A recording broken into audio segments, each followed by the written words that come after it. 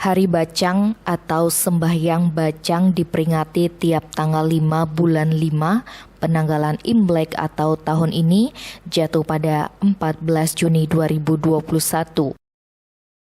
Selain menjadi hari peringatan bagi umat Tionghoa, Senin 14 Juni juga menjadi hari yang istimewa. Ada fenomena alam yang unik. Di hari Senin 14 Juni, telur ayam mentah bisa berdiri tegak.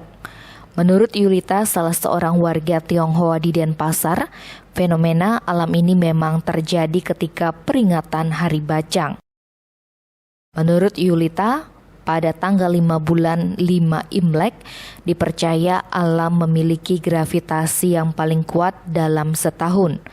Karena matahari, bulan, dan bumi berada di garis lurus sehingga terjadi gerhana matahari. Kuatnya gravitasi bumi dan berada di bawah pengaruh unsur yang, banyak yang percaya bahwa air pada jam 12 WITA mempunyai kekuatan sehingga banyak mempergunakannya sebagai obat untuk mandi di rumah, sungai, atau di laut.